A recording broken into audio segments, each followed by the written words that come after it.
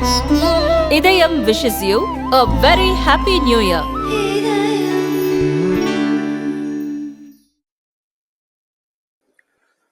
அன்புள்ள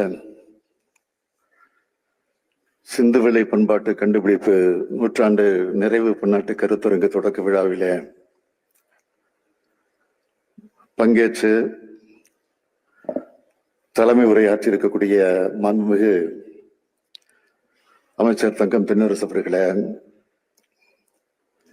முன்னிலையற்றுள்ள அமைச்சர் சாமிநாதன் அவர்களே, விழாவிலே பங்கேற்று சிறப்பித்திருக்கக்கூடிய மாண்புமிகு அமைச்சர் சேகர்பாபு அவர்களே, விழாவிலே பங்கேற்று விழாவிற்கு பெருமை சேர்த்திருக்கக்கூடிய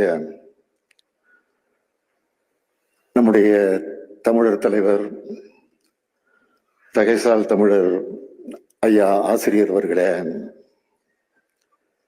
பெருநகர சென்னை மாநகராட்சியுடைய மேயர் திருமதி பிரியா அவர்களே, நாடாளுமன்ற சட்டமன்ற உறுப்பினர்களே, தலைமைச் செயலாளர் திரு முருகானந்தம் ஐஏஎஸ் அவர்களே,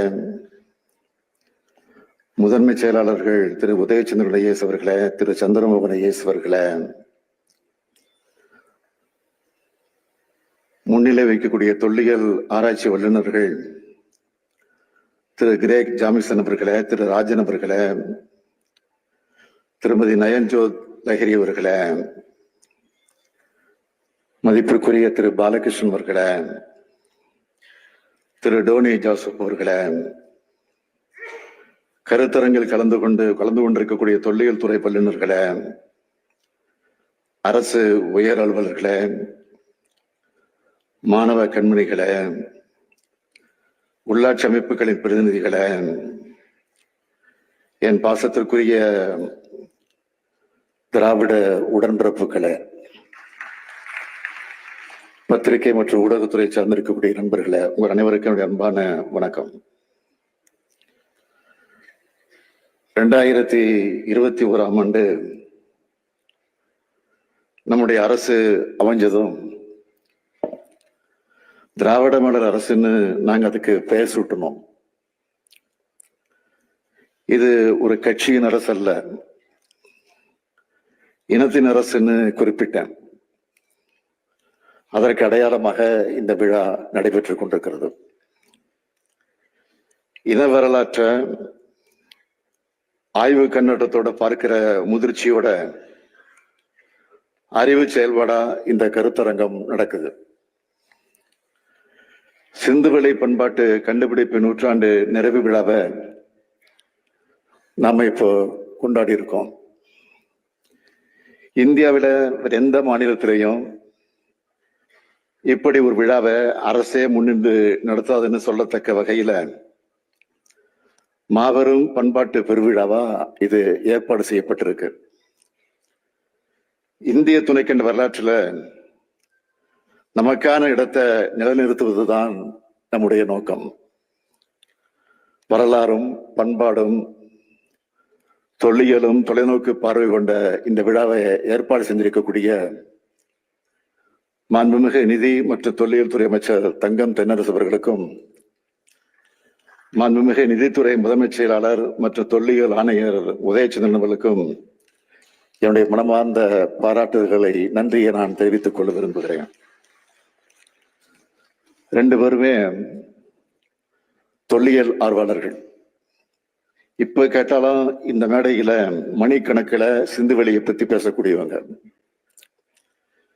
இவங்க இந்த துறைக்கு கிடைச்சிருக்கிறது இந்த துறைக்கு மட்டுமல்ல, தமிழ்நாட்டுக்கே பெருமை கிடைச்சிருக்கு.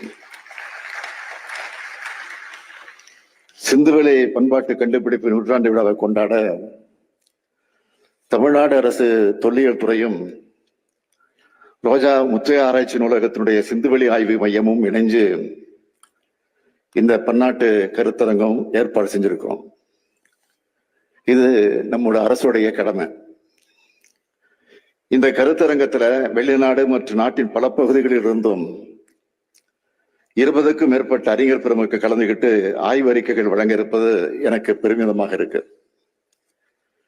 சிந்துவெளி நாகரிகம் முதலில் 1924ஆம் ஆண்டு செப்டம்பர் 20ஆம் நாள் அன்று உலகுக்கு அறிவிக்கப்பட்டுச்சு. தி இல்லஸ்ட்ரேட்டட் லண்டன் நியூஸ் என்ற இதழில் இந்திய தொழில்துறை director general sir John Marshall அதை அறிவித்தார். இது இந்திய துணைக்கண்ட வரலாற்றில் ஒரு திருப்பு முனையை உண்டாக்கி நம்ம கடந்த காலத்தை பத்தின புரிதலை மாற்றி அமைச்சது.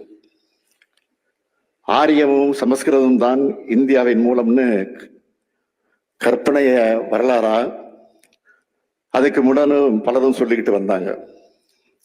அதை மாத்தினது ஜான் மார்ஷல் அவருடைய ஆய்வுகள் தான். சிந்துவெளி நாகரிகம் ஆரியத்திற்கு முற்பட்டது, அங்கே பேசப்பட்டது திராவிட மொழியா இருக்கலாம்னு அவர் நூற்றாண்டுகளுக்கு முன்ன சொன்ன குரல் இன்னைக்கு வலுப்பெற்று இருக்கு. என்னதான் அங்க இல்லைன்னு கேட்கிற அளவுக்கு நன்கு கட்டமைக்கப்பட்ட வளர்ச்சி பெற்ற ஒரு நாகரிகம் சிந்துவெளியில் இருந்ததை அங்க கண்டெடுக்கப்பட்ட பல்வேறு அடையாளங்கள் காட்டுது. சிந்துவெளியில காளைகள் தான் இருந்துச்சு, இது திராவிட சின்னம். சிந்துவெளியில இருந்து இன்றைய அலங்காநல்லூர் வரை காளைகள் இருக்கு. பழந்தமிழ் இலக்கியங்கள்ல ஏறு தழுவுதல் நிகழ்ந்ததுக்கான சான்றுகள் இருக்கு. காளையை தழுவிய அடக்கிறதுனால கொள்ளேறு தழுவுதல்னு வருது. சிந்துவெளி நாகரிகம் சார்ந்த ஒரு முத்திரையில காளை உருவமும் அதை அடக்க முயல வீரரை அந்த காளை தூக்கி வீசுறதும் இருக்கு. அப்படி இன்னொரு பக்கம் பார்த்தோம்னா குதிரை முத்திரை சிந்துவெளியில இல்ல, வேத இலக்கியங்கள்ல பெருநகரங்களும் இல்லை, தாய் தெய்வ வழிபாடும் இல்லை. ஆனா இந்த ரெண்டும் சிந்துவெளியில இருக்கு, கீழடியிலும் இருக்கு. இதையெல்லாம் வச்சுதான் சங்ககால தமிழர்களின் மூதாதையர் இருந்த இடம்தான் சிந்துவெளின்னு நிறுவப்பட்டிருக்கு. சிந்துவெளி பத்தி ஜான் மார்ஷல் அவர்கள் தன்னுடைய கண்டுபிடிப்பை வெளியிட்டதுமே தந்தை பெரியார் அவர்கள் தன்னுடைய விடுதலை நாளிதழில் அதை பத்தி கட்டுரைகளை வெளியிட்டிருக்கிறார், பேசியும் இருக்கிறார். தந்தை பெரியாரை தொடர்ந்து பேரறிஞர் அண்ணா அவர்களும் 1948ஆம் ஆண்டிலேயே சிந்துவெளி நகரத்தினுடைய அடையாளங்களை வெளிக்கொண்டு வந்த சர் ஜான் மார்ஷல் அவருடைய சாதனைகளை பாராட்டி எழுதியிருக்கிறார். 2010ஆம் ஆண்டு கோவை தமிழ் செம்மொழி மாநாட்டை வெற்றிகரமாக நடத்தின முத்தமிழறிஞர் கலைஞர் அவர்கள் செம்மொழி மாநாட்டு இலட்சியணியில குமரி வள்ளுவர் சில பிறப்புக்கும் எல்லா உயிருக்கும் என்ற குரல் வரியோடு சேர்த்து சிந்துவெளி முத்திரையும் பதிவிட்டார். அந்த மாநாட்டில் புகழ்பெற்ற அறிஞர்களான அஸ்கோ பர்பலோ, ஐராவத மகாதேவன், ஆர் பாலகிருஷ்ணன் உள்ளிட்டோர் சிந்துவெளி பண்பாட்டையும் தமிழ் பண்பாட்டையும் ஒருங்கிணைச்சு முக்கியத்துவம் வாய்ந்த ஆராய்ச்சி கட்டுரைகளை வாசிச்சாங்க.